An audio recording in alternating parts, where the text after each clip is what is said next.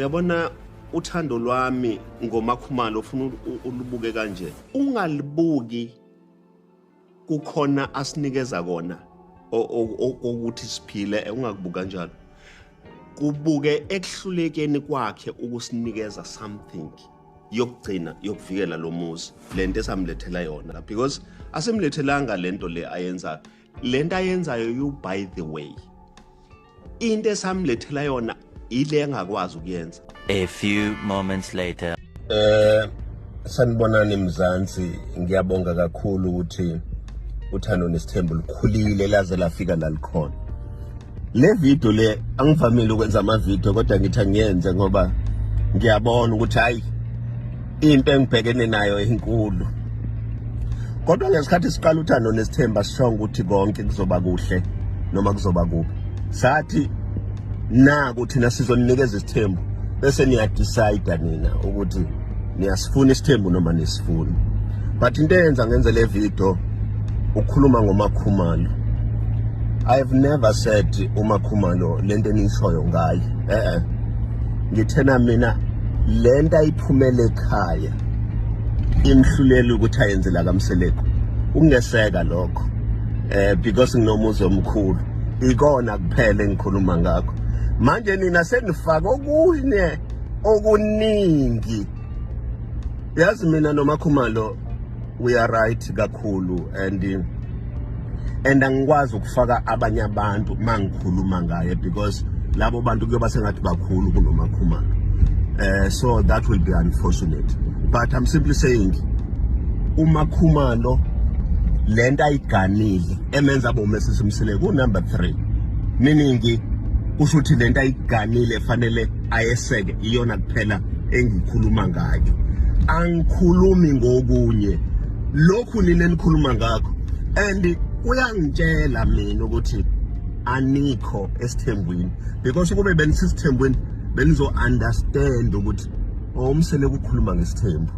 But ngiyabonga kakhulu konke lokho elikushoyo kuyasilekelela ekutheni sikwazi ukuya phambili and engathi ningaqhubeka njalo nime nje nina besilo nime nina beqhawe nisilekelele ukuthi sikwazi njalo ukuya phambili. Ngaphandle kwenu asiyilutho. Siyabonga kakhulu. Angazi ke noma abantu basasifuna isithembu ngoba kungenza ukuthi sebe decide ukuthi ayi isithembu ngisasifuna, isithembu ngiyasifuna. Ayibangabande khona. Hello everyone, Ngiyanochisanoke and welcome to my channel. So that was Musa Mseleko addressing what he said on the latest episode of Uthando Nesithembu, which upset a lot of people.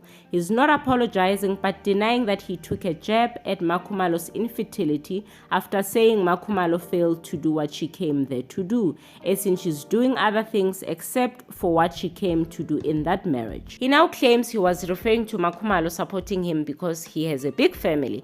According to him, that's what Makhumalo left her parents' home for, to support him. But the masses perceived what he said as him insinuating that Makhumalo failed to have children, which is what she was initially there to do. In other words, yes, she's now helping out financially, but that's not the reason she's there. Remember, from onset, Musa revealed that his polygamy is driven by his desire to have 20 children.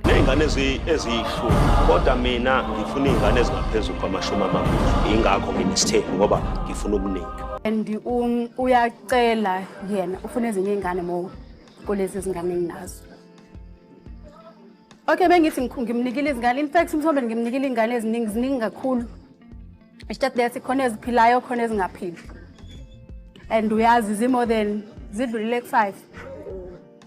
Yeah. Earlier this season, Musa claimed he waited too long to marry Makhumalo and start a family. By the time they tried to have children, Makhumalo was older and experiencing fertility issues, which didn't even make sense, to be honest, because Makhumalo is only 35. She married Musa in 2009 when she was just 20. Anyway, in his view, she no longer served her purpose, which was to bear him children. He even went as far as insinuating that she's like furniture without value. Hence the rush to marry wife number 5 so she could start bearing children as soon as possible before she too becomes furniture without any value.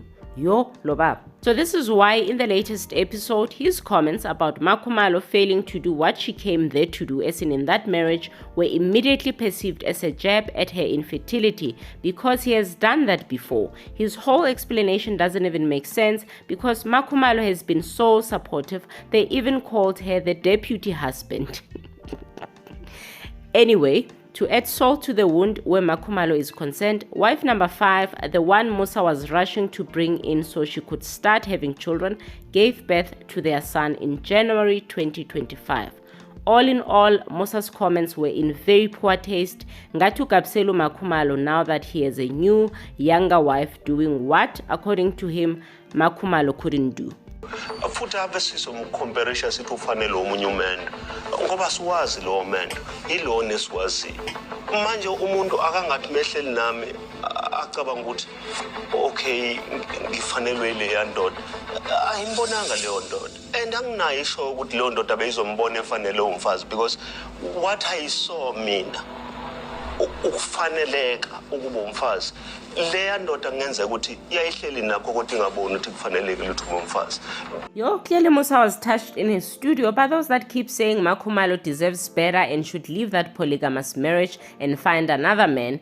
They say if she finds another man, she's going to have her own child because Musa has been refusing to do IVF for the last few seasons. He only agreed to do it this season, I think, only for him to have a child with wife number 5.